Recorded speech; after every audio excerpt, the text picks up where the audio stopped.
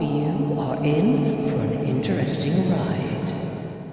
Hello and welcome to another ETN production in the Dowsing Detective series with remote viewer and dowser Peter Vincent. This time we went to Project Y, which is a crash site. Yeah, you heard that. It's an ancient UFO crash site in a farmer's field in Hawkenbury, Kent. And Peter had found this by dowsing and remote viewing over a map at home. Now, what he'd done to get this information in the first place was to connect with a group of other intelligences, call them ET if you like, who respond to a code that we call 42, but things add up to 42 that relate to this group, and it may be several groups of intelligences, but certainly they have something to do with Orion, at least one faction of them. He had simply asked the question of them as to whether there was a crash site in his locale, and he is in the Tunbridge Wells area.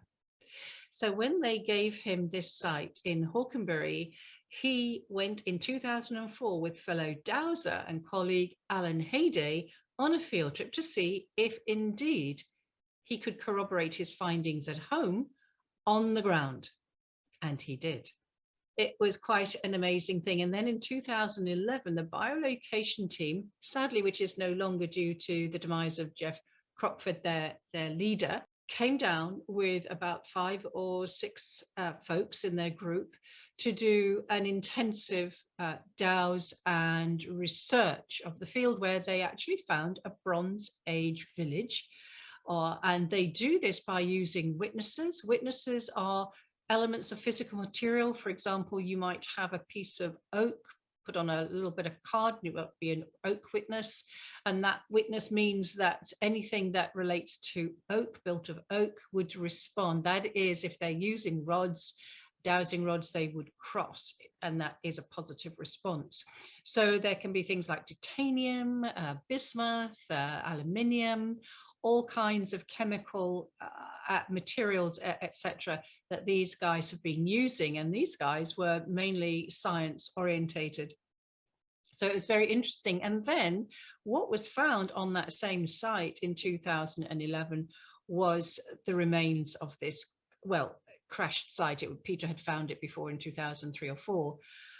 And this crash site is probably about 11,000 years old, they think. So I had heard about this over the years working with these guys. It's sad that the Biolocation Team are no longer working as a group with the demise of Geoffrey Crockford in 2020.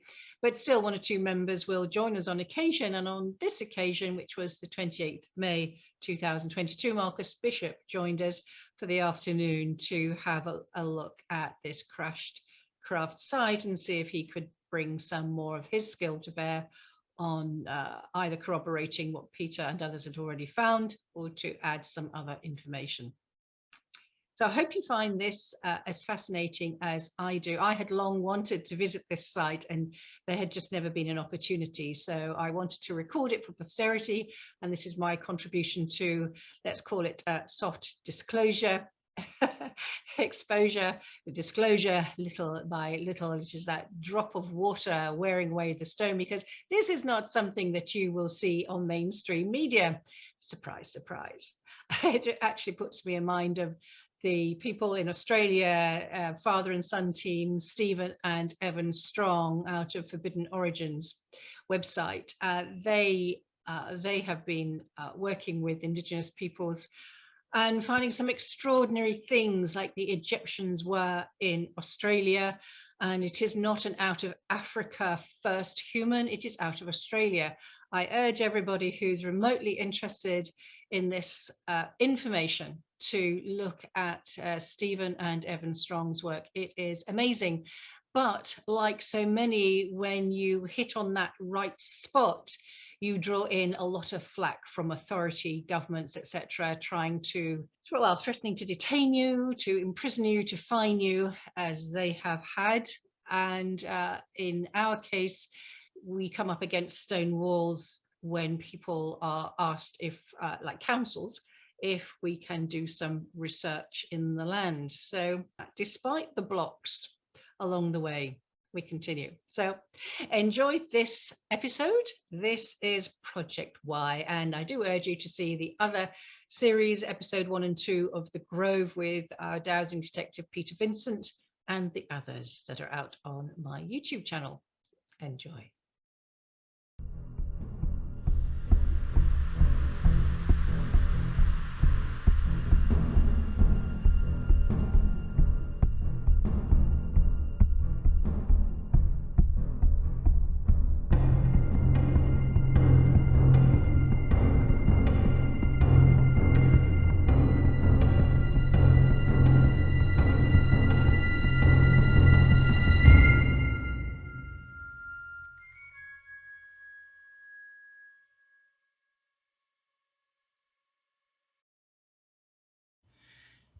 So we're at the 28th of May and we have arrived at Project Y site, which Peter, our dowsing detective, and Alan, Hayday, thinks that this may be UK's Roswell. We discovered this. He asked the question, was there a crash site around the town? And I was told yes. I asked if we went over maps, because Alan said you could go over maps. It pinpointed it to over here towards those tree sides. Trees weren't there then. Alan and I then rodded it by directional rods and through all the woods and things, and came up to this field in September 2004. We found one or two interesting things. Alan had a Geiger counter and the rock turned out to be radioactive. There's the Geiger counter. After that, we then made contact with Geoffrey Crockford, Biolocation Team, who came down here. They wrote the book Secret of the Stones, to do with ancient archaeology, Stonehenge and all that sort of thing. He came down here to have a look at what we'd found, but he tested us first, because Nigel Hughes then, who's the co-author, he said, well, we were interested in anybody's new systems and things. And I said mine was colour sensory code. He said, well, as a test, I live in Chiswell Green. He said, there's a big field behind me. Can you tell me what's in the field? I said, okay. He gave me the postal code. I went in on Google Earth, extracted, and I went over it and I found a spring water run. I found a whole row of graves, some with coffins, some without, and also some underground tunnels near the motorway. Sketched this all onto the Google Earth map, scanned it in, sent it over to him, and about 10 minutes later he came on the phone and said, how did you do that? He said, you found the Roman burials in a row, you found the spring water run to the allotments, and you found the Bronze Age tunnels near the motorway. He then told them about this site. So they came down in August, bank holiday 2011, and they spent 3 days mapping this out. They found the Bronze Age village that we hadn't found because we weren't looking for a Bronze Age village. But he said underneath was the remains of what was a sludge pond with something had come in at an angle and created a great pile of muck, basically. Then we analysed it and found it was a uranium response, titanium, volcanic glass, you name it. It was all related to UFO constructions. Polycarbonate, beryllium, copper. So he did all this research. This fitted everything that we had found, and we kept it pretty quiet. So we're just going to hear what Alan's experience was like. Down there's a small stream, and we thought it'd be a good idea to have a look in that. So I've got my Geiger counter, looking for titanium or anything, any other sort of evidence. We found a few rocks, and when we put the Geiger counter near them, it started bleeding. So there's definitely something in that stream down there. So it's obviously got swept down the hill over the time. But anyway, we came up this path. We were looking for a way into the field. Over there's a gap in the hedge, and we crept through the gap. The field was completely empty, but it had been ploughed up. So we started on that corner. We were looking round, and then we found this area, and we found over there, we found a large laminated rock. We thought, doesn't look right. What's it doing here? That was radioactive. So we thought, this must have come from the craft, because nothing around here is radioactive. Peter took it home. We put it in a bucket of water to clean it because it was very dirty. In the back garden, your Geiger counter, I didn't realise, was sitting next to it, and he gave 4 pips straight out. Well, it was in the water by that. Well, you found some rocks when you cut them open. They had a lot of black spots in them. But the thing is that has been found as a result of very, very high burning. Also, they say that rocks that come in from space tend to have some of these black spots within them, you know. Well, they heated up to... Yeah. Another thing too, if people are saying, oh, this could be a meteor, Let me just say this, that I contacted, again, after seeing a TV program, this doctor stated that he'd been doing experiments by firing matter into Earth-like substances at high velocity, and he found that 10% of any bacteria that he'd fired in, the great heat and everything, survived on impact on the Earth. So therefore, meteorites can bring in viruses and bugs, and a certain percentage of them will survive.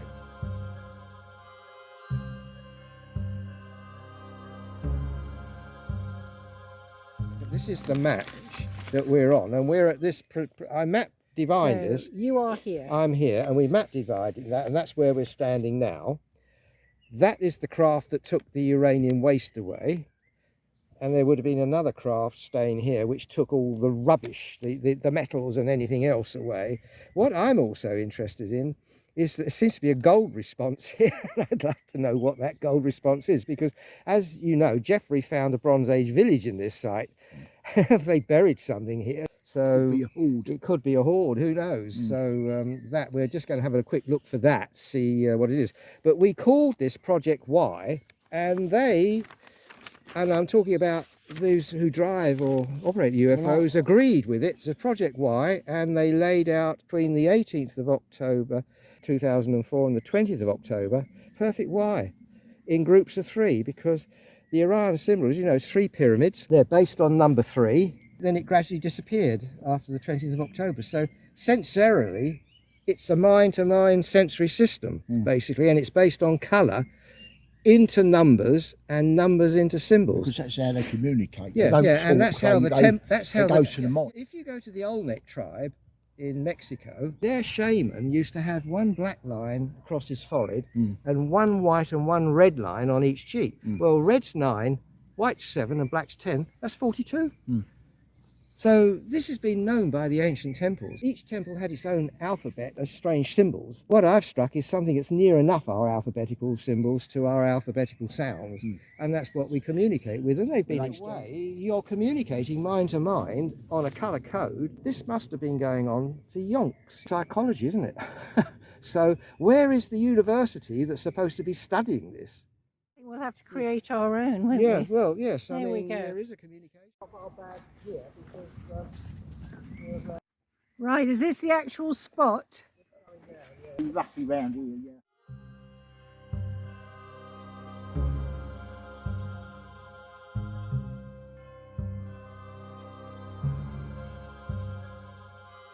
So here's the footpath here. I had mapped out that it had gone into the ground to about 12 feet in the motor down there, and the field here. And this is the area here that we're standing on now. And I extracted all these things: mica, unearthly metals, palladium, platinum, teflon, uranium, iridium, gold, and body parts. and titanium. Yeah, well, energy circle, same spreading code. So basically, this map then was distributed to 1 or 2 people. So it was basically what we regarded as a 25-foot disc with 3 crew in it. But they may have been robotically, because these things do such manoeuvres that no organic creature could possibly survive it properly. So you're saying it's a drone? Yeah, drone craft, yeah. Look, they're millions of years in advance of us. Some people have said that they're as much as 8,000 years in the future, down to about 50 years within our time in the future. The reason I think that this is happening is that where they come from, they're going at such a huge speed that defies the speed of light anyway, that they jump the normal natural barriers of space and time. So they land up in our future. The rods will stay crossed more or less all the time now, because this is where the thing came down, and it was all filled out over thousands of years before the Bronze Age people came, and hunter-gatherers cleared the area and turned it into fields, and they've been fields ever since. Just going to follow Peter through now with some flags. We're marking it out is what we're doing. I haven't been here before, so this is interesting. I've heard about this site for a long time, but we've never been able to get here. And of course, people work the farm just over that way. And so what these guys are picking up then is various chemical responses all kinds of positive responses to a lot of things which indicate something much more technically advanced. Radioactive, well, uranium response. We've had that. That's what we're measuring out from the orange bag up there down to the flag there. So we can plonk another flag in here. Well, we know it's that side of that track. So if I just walk across here, see how it pops out.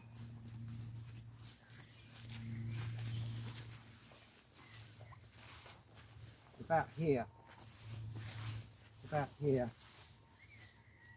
Yeah, so it would have skidded in down here, you see, and that would have been the sludge pond round there. And that's what the old photographs show of all the tapes and everything that were around here, you know. Well, Now, the 2011. 11, yeah.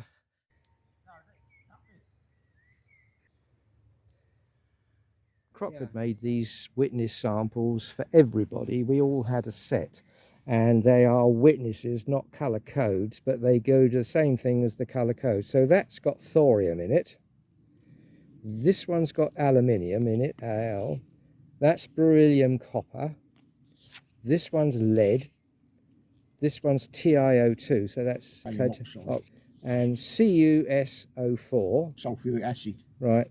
And that is, and this is bismuth, which is not that common. Now, bismuth is a very strong diamagnetic, I think. Right, yeah. And it affects dowsing very strongly. Yeah. I remember Jeff telling me that. Yeah. And it's not very common. It's very poisonous as well. And asbestos. Yeah. But they also put bismuth around entrances to underground complexes to stop other life forms of ufology finding their bases. It affects the dowsing. I don't know how it affects it, but it's got a strong effect. It blocks it blocks it. So there we go. It's, as Peter say, it stops people finding things they don't want because to. Anne did know. Yeah. I went to the so-called Bronze Age or Roman mines there. I was on holiday and I took my stuff there, and I was absolutely astounded as to what I found, that the whole thing had been a UFO mine basically in the very ancient times, and the response to bismuth around there and all these stains are still there today. Yeah. Actually told some of the people in the museum, but they don't believe it. It's trouble, you know, because they're given the story and you can't deviate from it, you know. Bronze Age mine extended by the Romans, and then later. It's like this place, they won't believe the truth. There's so much in this area. This has led to Project Y. This is what led to years and years of cross-mine communication, discovery of colours. Those colours have been sent to universities, they've been sent to military organisations and things like that. NASA. Yeah, NASA as well. Yeah. A lot of it went to Room 32, NASA, by post, because we didn't send stuff by email at that time. I mean, for instance, I'll give you an idea. I remote viewed the Great Pyramids in Egypt. I found exactly the same burial stains along the cause of the Sphinx as we've got in our grove. And I would say about a month later, it came over on BBC Radio 4 lunchtime news that the Egyptian government was going to put a fence up all the way round and search people going in and out, so they weren't taking anything, because they didn't want any 42 to take any of the 42 burial stuff, which probably on the surface. I heard that. And this continuously happens, that you find little messages coming over the radio that link to some things that you've done, you know. Right, so the rock that's giving off the radioactive, Peter's saying, should also respond here in the same. That's it, because well, the expectation is that. Let's go up here. There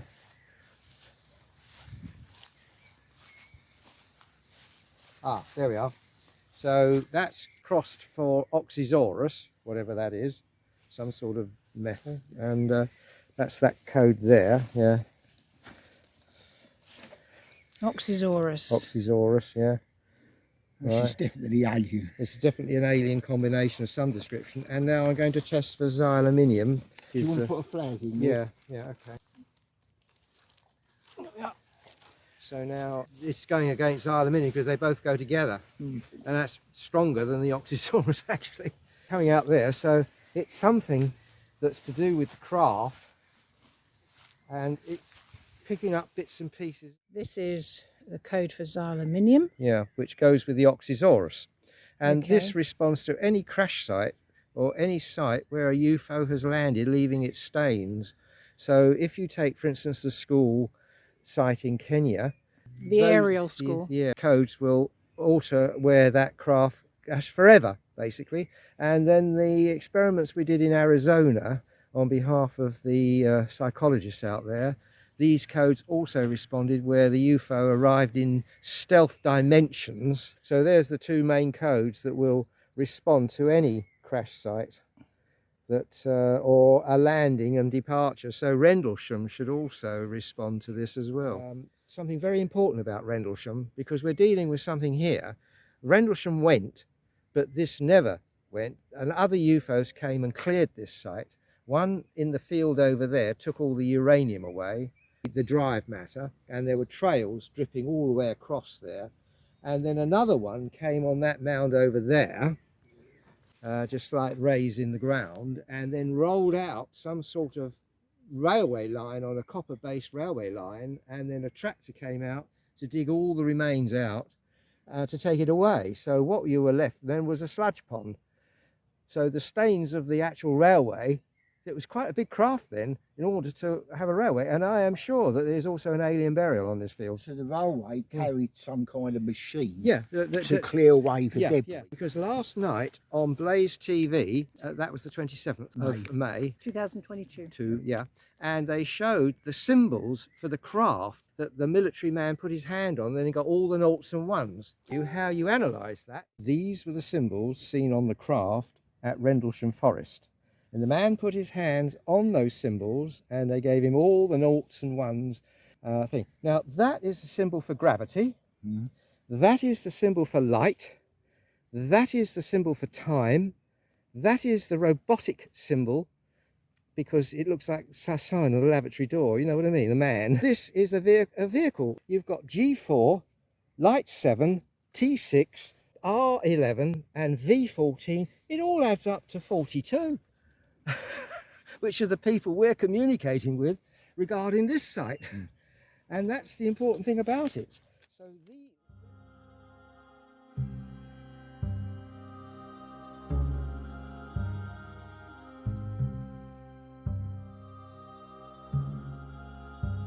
So we're just looking at a piece of metal. Yeah, that washed up along with all the other bits and pieces. Modern, doesn't it? I mean, it looks like... But if you turn it the other way around, it's got slots in it. Some kind of mechanism. Yeah, some sort of thing that was something went in. What are you saying this responds Well, I against? think it's the same metal that was responding to the craft. I think that's part of a machine. They ground it up and then put it in a paste cement and made things out of it. But this has survived more in the shape that it was. That's very interesting. Yeah. Where was that again, Peter? Well, several thousand kilometres away. Yes, low radiatic. Okay. And when we were tested in the leading London museum, we had to use a uranium code in this code because they asked us to find something over the map. And Alan was there, Roger was there, and myself, and we were all 100% correct what we found over the map, because this system works over photographs and maps as well, and you can also enlarge these maps up in scale as well, and the message is still transferred. Yeah, it's like a hologram. It's like a hologram. Now I'm just going to go on here and just want to cross the whole area. Is just it's radioactive. Oh my God! And if you go over the roof of a hospital, their X-ray department, you can pick up the energies escaping through the roof and all the metals and the substances into the atmosphere. It all goes up. Well, that's interesting. Yeah. Do you want to see if you get that, Alan? I'm getting it. Oh my goodness! I mean, what? Yeah. It's all over, isn't it? Yeah, it is. Yeah. Well, it was a highly radioactive object. You know. Still, I mean, this is saturated. It is. The whole area seems to be saturated. But it'd only be low level, remember? Yeah, it's not, but it's even not so. I wouldn't say it's a dangerous No, site. but Rendlesham Forest, where that craft landed, it also left radioactive stains with the feet where it landed. That's been It recorded. left burn marks. But of course, Roswell would have left radioactive marks, so that's another way of tracking exactly where it came down. The whole area would be radioactive. So let's have another look. Now, we've all heard about crop circles, haven't we? And we all know that a genuine crop circle will be radioactive. So let's have a look. Here we've got a crop circle code, which Yes, is... I suppose it will be. I hadn't thought about that. No. So here we've got a crop circle code, a genuine, what we call... It goes... You see, here again, you've got the three. You've got the alive, dead, and general code. 3 states. So here we've got a general code. So I'll go over there and march in here to see whether the same stains are here that would make an energy circle in the field.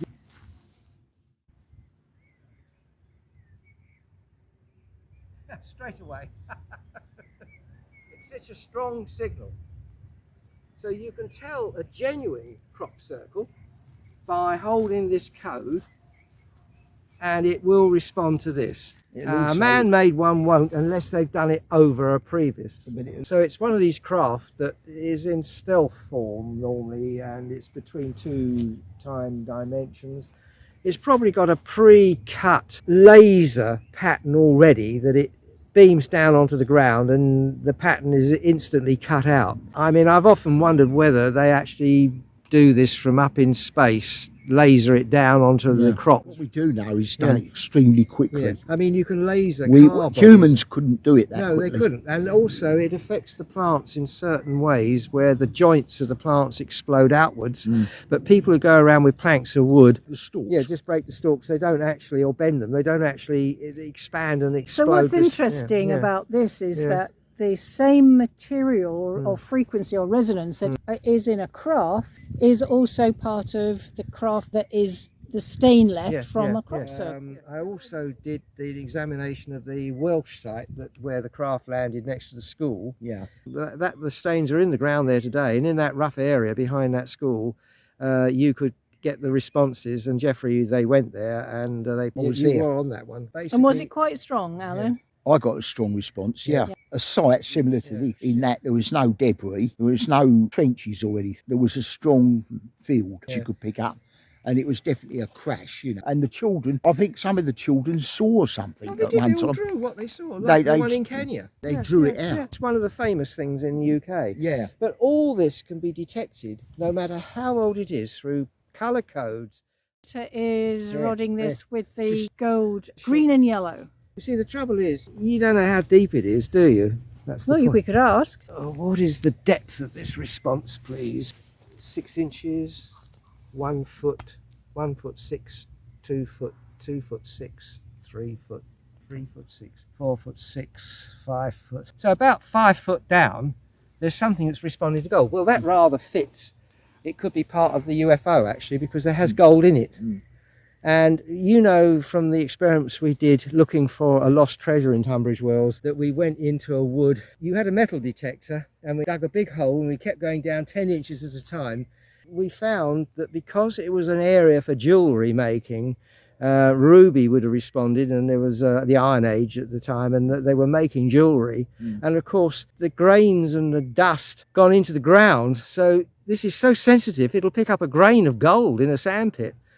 And also the cremations, there's burials. Now when they cremated somebody, the ancient people, they would sprinkle gold dust onto a seed, a large, you remember? In the car park, are they? And so you get a response to gold, even though it's a tiny amount sprinkled onto a seed, and that's what they used to do.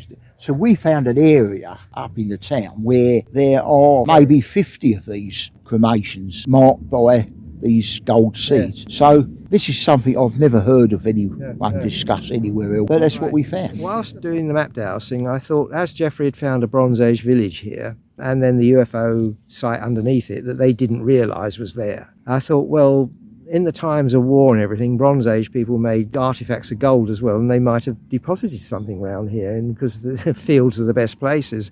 So I went over and I got a response to something. So that was map dowsing? Map dowsing, yes. So what I want to try and do is to see if I can point but there's also gold in craft as well, you see. So you're using your own gold ring? Yeah, ring. It's 9 parts, but the thing is that I'm interested. I mean, if you're wearing gold, of course you're going to interfere, so... No, I'm not. Right, this is how we found this site from Tunbridge Wells. We just used our rod pointing rods, you see, and it just sort of guided us to... So that's moving now inward, indicating that we're close, perhaps? Yes, well, if you're close to it, it should come across your chest, the rod, see? I mean, there's a big field, and no, we've got to go further. So you're keeping the idea of gold in mind as well as... Right. But So put a flag there, shall we? Yeah, okay. But it could be part of the craft, you see, because they use gold in the block with uranium rods and things, you see. said to Peter, the reason why we're here, I said, I would really like to just set foot on the land and to see where you guys came in 2004, which was the beginning of so much of the work that spurred Peter on, Geoff Crockford of the Biolocation Team, yourself. Well, Peter found it on the map. We didn't find it by wandering about. It's on the map. Yeah. He knew where this place was. I didn't know where we were going. We walked all the way from his house, you know, nice How long day. did that take you? 3/4 of an hour, I suppose, so not long. It's a radioactivity there, so we're getting warm here. Yeah. So we carried along the path. There's a gap over there through the hedge, and then we thought, well, there's something in that field, and the rods are pointing to this field, and then we found all this. So really, it's down to Peter's work, and we thought, well, we'd better give it a name, but we don't want to tell people where it is because they might stop us coming here, you know. Yeah, we called it Project Y, and we asked the aliens to acknowledge this, and they put in a marvellous shape of Y over Persian Gulf, along over nearly the tail over to China practically, from doing a map dowsing that they gave me of what their planet looks like. Now, that might sound amazing. I'll tell you how we did this. I said, could we get an idea in rough what your planet looks like? So I got a positive. So I got 2 dinner plates, like you'd have on an atlas and a frontage thing, and then I had a pencil, then I had a pendulum. I asked what I wanted, is there any ice caps or anything like that? Yes. So as the pencil went correctly, it kept spinning. When it went off, you had to adjust. Then I said, is there any oceans, please? Yes. So we went round, and on both plate panels there were oceans and shapes of land masses, and in the middle were 3 giant volcanoes. And that's where they get their ideology from, because they're in the Orion symbol of the 3 stars. 3 volcanoes. Their cities are all in 3s. And there's space stations, because it's a space race. Space stations are all in 3s. So their whole ideology is in 3s. And this is where the number 3 comes as a special number, sort of bred into us. And it's bizarre.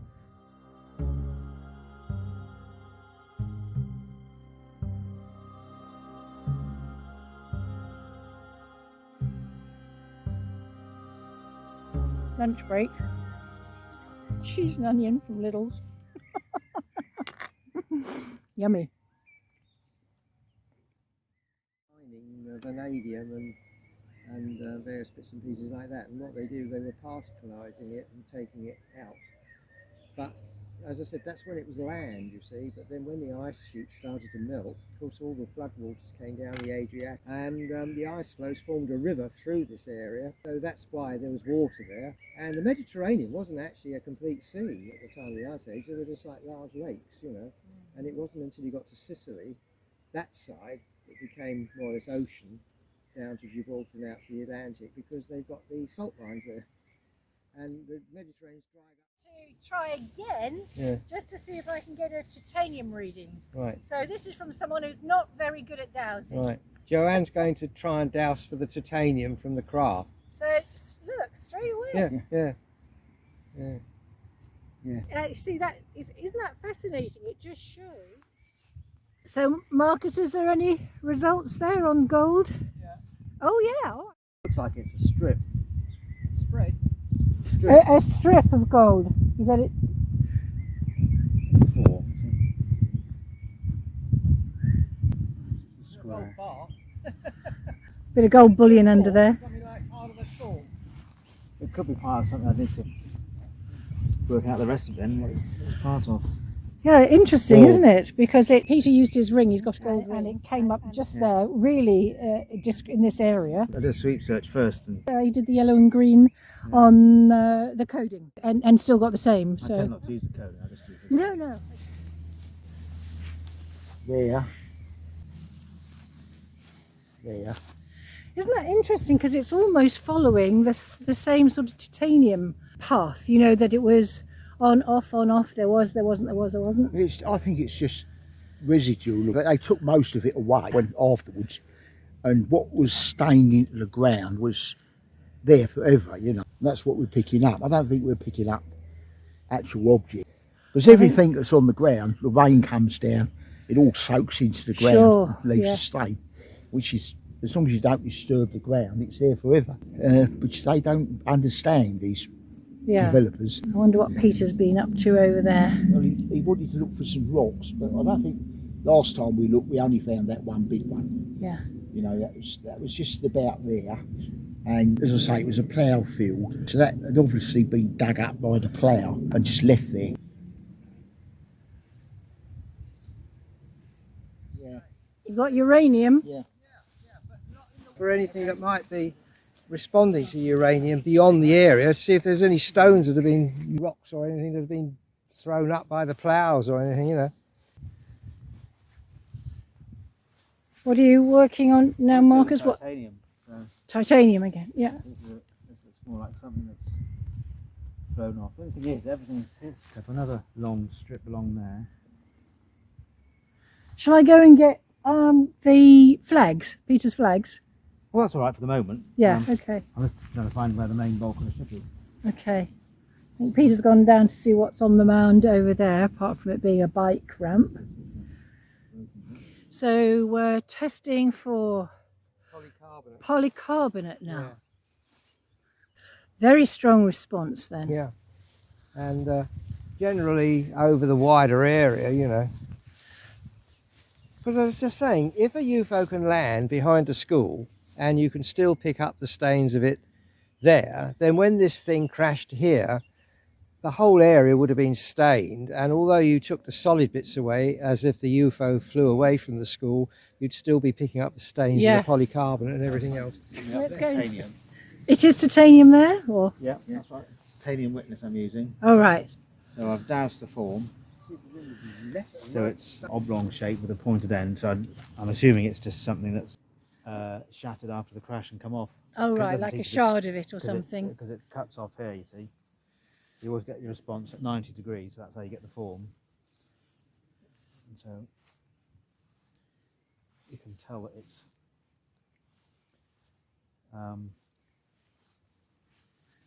closed end there, so it's not part of anything.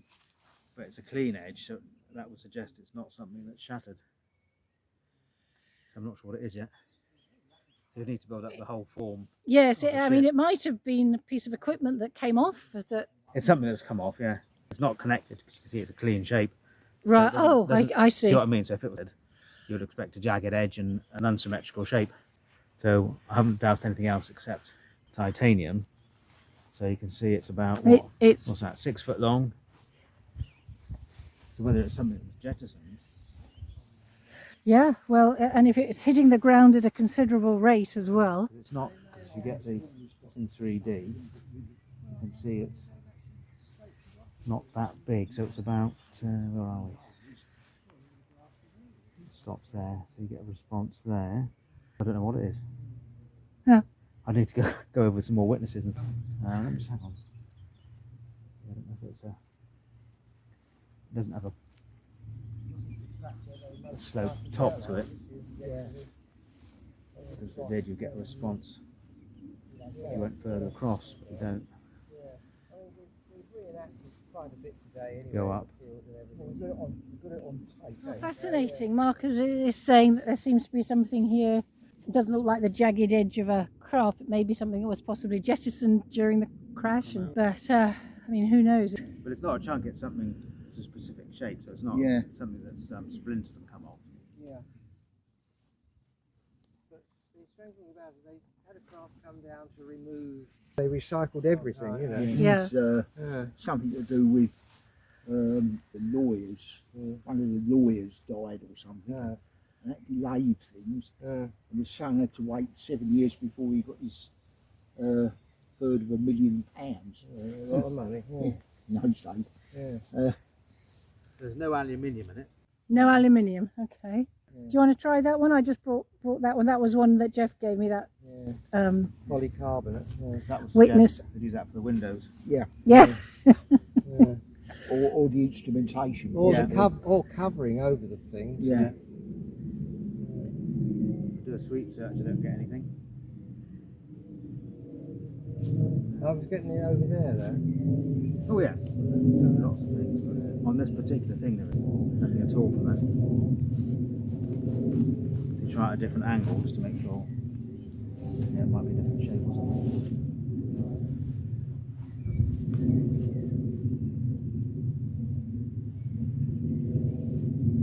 That would suggest there's polycarbonate elsewhere.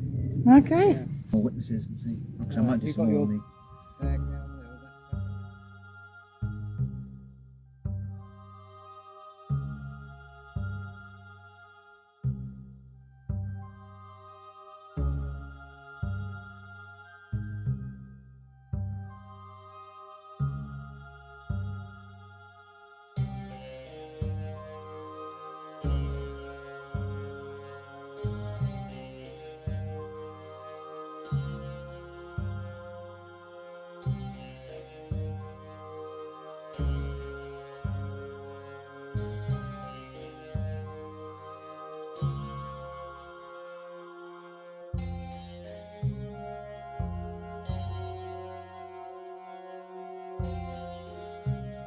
I started. Started in Hawkenbury in the farmer's field, and he didn't know about it. The whole team came down and found a UFO crashed there 7 years ago. You're right. So, okay, is just testing for cold fusion response, which we may or may not have, and we will see, because I have not seen this test before myself. So we're just looking at the various Here we are, the different code. codes. Right, the code is 10495810. 10495810. Okay. Right, which is being provided to us. So 10495810, dead positive. Oh, wow. Okay, right over it. Right over it, yeah. Could you just do that repeat of thorium for us as well? Yeah, acid nuclear. Relevant? Yes. Yeah, right. Decayed Thorium, here we are. And it's an actual sample of thorium. It's not a code or a numbers. This is one Geoffrey Crockford made up. So just hold it and you get a positive on it. The Hawkenbury farmers, where we rodded a crashed craft. So we found stuff that looked strange, and we rescued this out of a ditch that the farmer had ploughed up. Right. And then we just kept it, and we called the site Project Y. Told Geoffrey Crockford about it, and he sent the whole team down one August bank holiday, the whole half a dozen of them. They spent 3 days down here, and they found the evidence of a crashed UFO site about 11,000 years old under what was a Bronze Age village, which they, because it had all filled up, they cut the brush down and everything, turned it into farming community. So Geoffrey found the Iron Age village there, and of course this was underneath it. And they found another craft had come down to take the fuel away and to collect all the rubbish and the rubber. This is just extremely So exciting. this has been languishing in the shed of the team for about 10 or plus years, 15 years maybe, cold fusion, and they've had half the answer. You've got this square here, which is just machined. You can see it. It does look like it has been worked. Yeah. That's what we're talking about, that step. So thanks for that, Peter. Absolutely fascinating. And the other thing that Peter just said is that Alan Hayday, who's been part of the team for a long time, Since 2003-4. Yes, got a reading for radioactivity. On his Geiger counter of 4 pips in the minute after this was washed in a bucket of water. And then background radiation for about a minute. Yeah, right. 1 bit. Okay, we're being called.